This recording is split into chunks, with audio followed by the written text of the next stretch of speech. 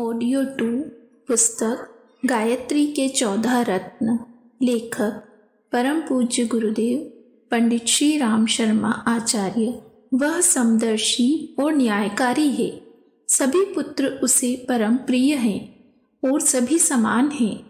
निष्पक्ष न्यायाधीश की तरह वह सबको उनके कर्मों के आधार पर फल देता है। अपने भले बुरे कर्मों का परिपाक ही कालांतर में प्रारब्ध, भाग्य, कर्म रेखा, ईश्वर की कृपा, दैवी वरदान, ग्रह दशा आदि के रूप में प्रकट होता है। कर्म चाहे आज का हो चाहे पुराना, उसी का फल हमें मिलेगा। ईश्वर अपनी ओर से किसी के साथ विशेष क्रोध या प्रेम प्रकट नहीं करता। उसने सबको अत्यंत बहुमूल्य रथ शरीर, अत्यंत विलक्षण अस्त्र मस्तिष्क, संसार में उपस्थित अत्यंत सुखदायिनी वस्तुएं देकर अपनी दयालुता का परिचय दिया है। यह हमारा काम है कि अपने भले बुरे कर्मों द्वारा अपने जीवन को सुखी या दुखी चाहे जैसा बनाएं। वह किसी की क्रियाशीलता में हस्तक्षेप नहीं करता। अपनी इच्छानुसार काम करने के लिए सबको पूर्ण स्वतंत्र छोड़ दिया है। कर्म फल से कोई बच नहीं सकता। वह हर एक को अवश्य भुगतना पड़ता है। न्यायाधीश ईश्वर के न्याय से कोई भी बच नहीं सकता। वह नियामक है, स्वयं नियम रूप है। उसका हर काम नियम पूर्वक हो रहा है। ग्रह नक्षत्र एक क्षण भर आगे पीछे उदय नहीं हो सकते। गेहूं से गेहूं ही उत्पन्न होता है। वस्तुएं अपने अपने गुण धारण किए रहती है। कभी कभी जो अनियमितता दिखाई देती है वह भी किन्हीं सूक्ष्म नियमों के आधार पर ही होती है। जो व्यक्ति ईश्वरीय नियमों पर चलते हैं, प्राकृतिक जीवन बिताते हैं, कर्तव्य धर्म में स्थिर रहते हैं, वह ईश्वर की आनंदमयी सृष्टि का आनंद आस्वादन करते हैं। जो उन नियमों का उल्लंघन करते हैं वे हानि उठाते हैं। अग्नि बड़ी दयालु है। वह हमारा शीत निवारण करती है, भोजन पकाती है, वाष्प यंत्र चलाती है, अन्य अनेक प्रकार के लाभ पहुंचाती है। पर उसे नियम विरुद्ध छुआ जाए तो हाथ जला देगी। बिजली से हमें अनेकों लाभ होते हैं, पर उसे गलत तरह छुएं तो प्राण लेने में कोई रियायत नहीं करेगी। इसी प्रकार ईश्वर हमें अनेक सुख देता है, पर यदि उसके नियमों का उल्लंघन करें तो वह नरक की भयंकर अग्नि में तपा डालने वाला क्रूर यमराज भी बन जाता है। उसके नियमों पर चलना ही सर्वोत्तम पूजा है। साधारण मनुष्यों का अंतःकरण आत्मा कहलाता है। अविकसित होने के कारण उसकी जीव सत्ता है। जब उसका विकास होता है, अहम भाव विस्तृत होकर वसुधैव कुटुंबकम के रूप में परिणित हो जाता है।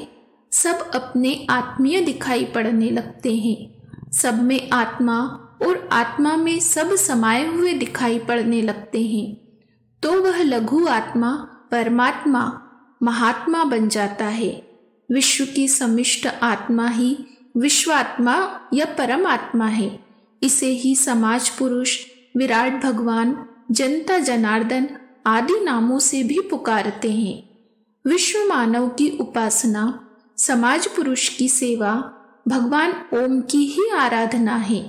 गीता के 10वें अध्याय में भगवान ने बताया है कि वृक्षों में पीपल, पशुओं में गौ, मनुष्यों में ब्राह्मण, नक्षत्रों में चंद्रमा, ग्रहों में सूर्य, इंद्रियों में मन, पर्वतों में हिमालय, पक्षियों में गरुड़, नदियों में गंगा, मंत्रों में गायत्री मंत्र, ऋतुओं में बसंत मैं ही हूँ। अर्थात जो जो श्रेष्ठ, सात्विक, सुदृढ़ एवं उपयोगी विभूतियां हैं, उनमें मेरे ही अंश की अधिकता है। जिन विचारधाराओं में, व्यक्तियों में, वस्तुओं में इस प्रकार के तत्व अधिक हैं, उनमें ईश्वरीय कलाओं की विशेषता अनुभव की जा सकती है। जहाँ प्रभु का निवास होगा वहाँ निश्चय पूर्वक श्रेष्ठता, सात्विकता, दृढ़ता एवं परोपकार की प्रधानता होगी। तलाश करने पर अनेक स्थानों पर हम प्रभु का ऐसा निवास ढूंढ सकते हैं और उसकी झांकी करके अपने को तृप्त कर सकते हैं। इसलिए कहा गया है कि सत्संग में भगवान का निवास होता है। प्राचीन काल में सत्पुरुषों का निवास अधिक रहने के कारण तीर्थों की महिमा हुई थी और तीर्थ यात्रा को पुण्यफल माना जाता था। आज भी जहाँ महापुरुषों का निवास है वह स्थान प्रत्यक्ष तीर्थ ही है। राम, कृष्ण आदि की सुंदर छवियाँ एवं उनकी गुणावली का ध्यान करना अपनी अंतिम उन्नति का आदर्श एवं लक्ष्य स्थापित करना है। बड़े बड़े भवन बनाने होते हैं तो पहले उनका छोटा मॉडल बना लिया जाता है, उसके आधार पर विशाल भवन बनता है। हमें स्वास्थ्य, सौंदर्य, बल, गुण, विशेषता आदि की प्राप्ति से आगे बढ़ते हुए आत्मविकास के जिस लक्ष्य तक पहुंचना है उस मॉडल से अनन्य प्रेम एवं प्राप्ति की उत्कट अभिलाषा उत्पन्न करने के लिए भगवान की कल्पित मूर्तियों का ध्यान किया जाता है। मंदिर, मठ आदि आत्मिक ज्ञान के प्रचार केंद्र हैं। उन केंद्र के कार्यकर्ताओं की सम्मान पूर्वक आजीविका चलाने के लिए मंदिरों में भोग, चढ़ावा, पूजा आदि की विधि व्यवस्था बनाई गई थी। आज वह सब पद्धतियाँ बड़ी गड़बड़ हो गई हैं। अनाचार, धूर्तता और मूर्खता का बोलबाला है, पर प्रयत्न करने पर प्राचीन आदर्शों को पुनः सजीव किया जा सकता है और भगवत पूजा के आधार पर धर्म, समाज, राष्ट्र, संस्कृति एवं सामाजिक सदाचार के पुनः उद्धार के विशाल आयोजन किए जा सकते हैं। इसके लिए मंदिरों, मठों एवं पुरोहितों का सुधार कर उनसे केंद्र बिंदु का कार्य लिया जा सकता है। गायत्री का प्रथम अक्षर ओम हमें इन्हीं सब बातों की शिक्षा देता है। यह ईश्वर का सर्वश्रेष्ठ नाम है। उसके उच्चारण से सूक्ष्म प्रकृति आत्म चेतना के साथ संबंधित होने की साधना अपने आप होती चलती है। यह ईश्वर का स्वयं घोषित सबसे छोटा नाम है। साथ ही गायत्री गीता ने बताया है कि वह ईश्वर न्यायकारी, प्रभु, समदर्शी, अविनाशी, चैतन्य, आनंद स्वरूप, नियम रूप, निराकार एवं विश्व आत्मा है।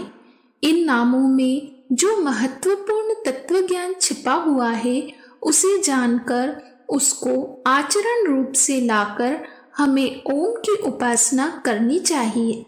ओम में 3 अक्षर मिले हुए हैं, अ, उ, म। अ का अर्थ है आत्मपरायणता, शरीर के विषयों से मन हटाकर आत्मानंद में रमण करना। उ का अर्थ है उन्नति, अपने को शारीरिक, मानसिक, आर्थिक एवं आत्मिक संपत्तियों से संपन्न करना। म का अर्थ है महानता, शुद्रता, संकीर्णता, स्वार्थपरता, इंद्रिय लोलुपता को छोड़कर प्रेम, दया, उदारता, सेवा, त्याग, संयम एवं आदर्श के आधार पर जीवन यापन की व्यवस्था बनाना। इन तीनों अक्षरों में जो शिक्षा है उसे अपनाकर व्यावहारिक रूप में ओम की, ईश्वर की उपासना करनी चाहिए। भूर्वे प्राणः इति ब्रुवन्ति मुनयो वेदांत पारं गता, प्राणः सर्वविचेतेनषु प्रसतः सामान्य रूपेण च, एतेनेव विसिद्ध्यते हि सकलं नूनं समानं जगत्, द्रष्टव्यं सकलेषु जंतुषु जनेर्नित्यं हासुश्चात्मवत्। अर्थ, मनन करने वाले मुनि लोग प्राण को भू कहते हैं। यह प्राण सब में समिष्ट रूप से फैला हुआ है। इससे सिद्ध है कि यहाँ सब समान है। अतएव सब मनुष्यों और प्राणियों को अपने समान ही समझना चाहिए। हम शरीर हैं, इस भावना से भावित होकर लोग वही कार्य करते हैं जो शरीर को सुख देने वाले हैं। आत्मा के आनंद की प्रायः सर्वदा उपेक्षा की जाती रहती है। यही माया, अविद्या, भ्रांति बंधन में बांधने वाली है। मैं वस्तुतः कौन हूँ? मेरा स्वार्थ, सुख और आनंद किन बातों में निर्भर है? मेरे जीवन का उद्देश्य एवं लक्ष्य क्या है? इन प्रधान प्रश्नों की लोग उपेक्षा करते हैं और निरर्थक बाल क्रीड़ाओं में उलझे रहकर मानव जीवन के महत्वपूर्ण क्षणों को यूं ही गवा देते हैं। गायत्री के भूः शब्द में बताया गया है कि हम शरीर नहीं, प्राण हैं, आत्मा हैं। जब प्राण निकल जाता है तो शरीर इतना अस्पर्श एवं विषाक्त हो जाता है कि उसे जल्द से जल्द जलाने, गाड़ने या किसी अन्य प्रकार से नष्ट करने की आवश्यकता अनुभव होती है। आत्मा के संसर्ग से ही यह हाड़, मांस, मलमूत्र आदि घृणित वस्तुओं से बना हुआ शरीर सुख, यश, वैभव, प्रतिष्ठा का माध्यम रहता है। जब वह संयोग बिछुड़ जाता है तो लाश पशुओं के मृत शरीर के समान ही उपयोगी नहीं रहती। हम प्राण हैं, आत्मा हैं। ज्ञान संचय करने से पूर्व हमें अपने आप को जानना चाहिए। सुख सामग्री इकट्ठा करने का प्रयत्न करने से पूर्व यह देखना चाहिए कि आत्मा को सुख शांति किन वस्तुओं से मिल सकती है। समृद्धि, यश, प्रतिष्ठा, पद आदि संचित करने से पूर्व यह सोचना चाहिए कि आत्मगौरव, आत्मसम्मान, आत्मोन्नति का केंद्र कहाँ है। शरीर को प्रधानता देना और आत्मा की उपेक्षा करना यह भौतिकवाद है। आत्मा को प्रधानता देना और शरीर की उचित रक्षा करना यह आत्मवाद है। गायत्री कहती है कि हम आत्मा हैं, इसलिए हमारा सर्वोपरि स्वार्थ आत्मपरायणता में है। हमें आत्मवादी बनना चाहिए और आत्मकल्याण, आत्मचिंतन, आत्मोन्नति एवं आत्मगौरव की सबसे अधिक चिंता करनी चाहिए। जब हम आत्मवादी बनते हैं तो स्वभावतः भौतिकवाद को लेकर उतना ही महत्व देना होता है जितना कि वह अनिवार्यतः आवश्यक है। शरीर की चुक्षाएं बुझाने के लिए भोजन करना, कुटुंब पोषण की वास्तविक आवश्यकताओं के लिए धन ईमानदारी से कमाया जा सकता है। शेखी, खोरी और बड़प्पन की कामना से हम बहुत सी बेकार की चीजें, सूरत, फैशन, अपव्यय, उत्सव आदि के खर्चीले भार अपने सिर पर ओढ़ लेते हैं। वजन को बढ़ाते चलना और उसको उठाने के लिए धर्म और जीवन को बलिदान करते चलना आज की यही चर्या है। यदि सादा जीवन बिताया जाए, अपने अपरिग्रही पूर्वजों की भांति आवश्यकताओं को सीमित रखा जाए, तो भौतिक आकर्षण के लोभ से सहज ही बचा जा सकता है। तब आत्मकल्याण के लिए कुछ सोचने और करने का अवकाश मिल सकता है। इसलिए आवश्यकताओं को कम करना और उच्च विचारों को हृदयंगम करना ही एकमात्र वह उपाय रह जाता है जिसके सहारे हम आत्मकल्याण की ओर चल सकते हैं। सादा जीवन और उच्च विचार यह आत्मवादी की प्रथम साधना है।